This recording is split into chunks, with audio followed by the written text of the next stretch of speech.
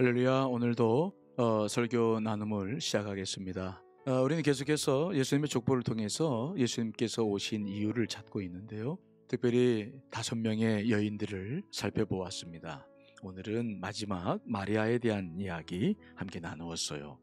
마리아에게 있어서 굉장히 중요한 점은 남자를 알지 못하는데 어떻게 내가 잉태를 할 수 있단 말입니까? 라는 그 질문에서부터 시작되죠.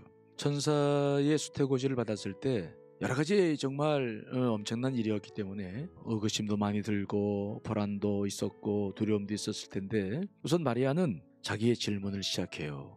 어떻게 남자를 알지 못하는데 이런 일이 있을 수 있겠습니까? 천사가 성령님에 대한 이야기, 우주 만물을 창조하신 하나님께서 성령을 통해서 너를 덮으실 것이다. 그래서 내 안에 이제 잉태를 가능케 할 것이다. 그러면서 엘리사벳의 이야기까지 이제 해주면서 마리아의 믿음을 돕습니다. 하지만 사실 그래도 이게 굉장히 어려운 결단이겠죠. 이게 쉽게 할 수 있는 것은 아니겠죠. 그런데 오늘 보면은 마리아는 결단해요. 근데 결단하는 내용을 보니까 38절인데, 마리아가 이르되 주여 여종이오니. 마리아가 결단할 수 있었던 것은 뭐냐? 하나님께서 자기를 찾아오셨다. 수많은 사람들 가운데서 비천한 자기를 찾아오셨다. 마리아는 다른 건 다 그만두고 여기에 사로잡혔다고 봐요. 하나님이 자기를 얼마나 사랑하시는지. 그 사랑에 딱 사로잡히니까 앞으로 있을 많은 두려움과 불안과 의구심, 모든 것들은 문제가 되지 않았죠. 하나님이 나를 사랑하셔서 나를 찾아오셨는데 앞으로 생기는 문제들을 다 그분이 해결해 주실 것은 아니겠느냐. 그런 차원에서 자기를 발견하고 나는 주의 여종입니다 라고 고백하면서 말씀이 내게 그대로 이루어질 것입니다. 받아들이죠. 그래서 이것을 우리는 무엇이라고 부르냐면은 순명이라 불러요. 순명. 이 순명이라는 단어 우리가 많이 안 쓰고 있습니다만은, 순명은 순종과 다르죠. 순종은 일시적으로 내가 당신 뜻에 따르겠습니다 라는 결단인데, 상황이 달라지면 자기 자유의지가 다시 나오는 거죠. 그러나 이 순명은 일시적인 것이 아닙니다. 자기의 자유의지를 하나님께 그대로 드리고 자신을 복원하는, 영원히 주의 뜻에 따르겠습니다 라는 결단. 특별히 그래서 이 순명은 복종과도 달라요. 복종이라고 하는 것은 상하 관계가 분명해서 마지못해 따를 수도 있잖아요. 군대에서나 같은 경우 계급사회에 마찬가지죠. 거기서는 자유가 아무 의미가 없죠. 오히려 자유가 거침돌이 되기도 하거든요. 하지만 순명은 그 자유의지가 무의미한 것이 아니라 하나님께서 우리를 창조하실 때 주셨던 자유의지를 하나님의 목적대로 선하게 사용하는 거죠. 아담과 하와는 자유의지를 잘못 사용해서 선악과를 따먹었지만, 마리아는 그 자유의지를 그대로 주 앞에 들여서 주의 뜻을 이루는 일에 쓰여지고 있는 것을 우리가 보는 거죠. 이게 바로 순명이다. 그러니까 순명은 순종과도 다르고 복종과도 다른 일이죠.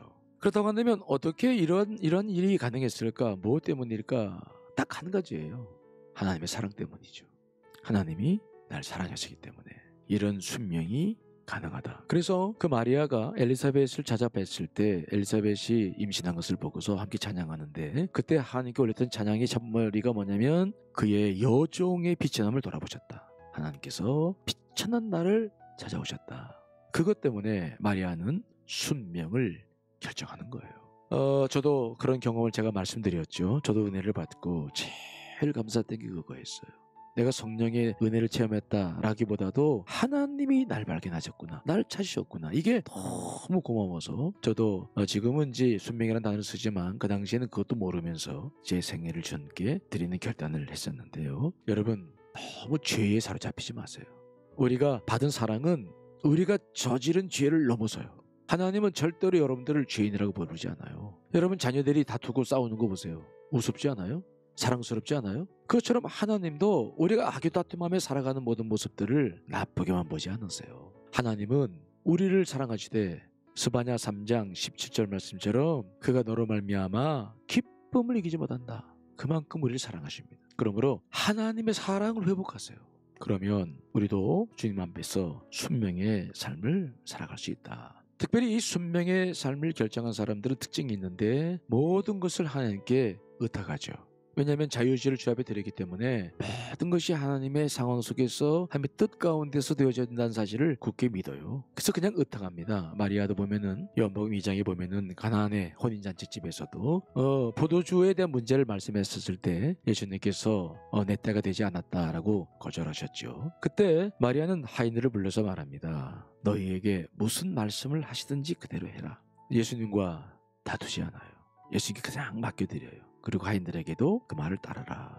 이렇게 의탁의 삶을 계속 살아나가죠. 그래서 진정한 평안이 뭔지를 이제 경험해 나가게 됩니다. 그런데 한 가지 더 제가 나왔던 것은 이렇게 마리아가 순명의 삶을 살았던 비결 가운데 하나는 한 번 결심한 것으로 끝난 것이 아니라 마리아의 삶을 보면은 순간순간 주시는 말씀을 가슴에 새기고 살았다. 이게 특징이에요. 베들레헴에서 예수님이 탄생하셨을 때 목자가 천군 천사와 함께 막 했던 그 아름다운 이야기들을 마리아에게 소개하죠. 하늘에서는 영광이요 땅에서는 평화다. 그때 모든 사람들이 놀래서 그 말을 들었지만은 누가복음 2장 19절에 보니까 마리아는 이 모든 말을 마음에 새겼다.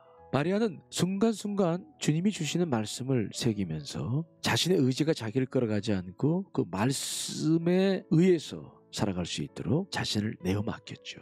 그래서 그는 순명의 삶을 살게 되었다라고 봐요. 여러분, 우리가 살펴보았던 4명의 여인들, 다말, 또 라합, 룻, 밧세바, 참 어려운 삶을 살았죠. 우리의 삶도 그들처럼 뒤엉켜 있어요. 하지만 우리가 마리아의 이 순명의 삶을 받아들인다면은 우리 그 묶인 것들을 다 풀어낼 수 있어요.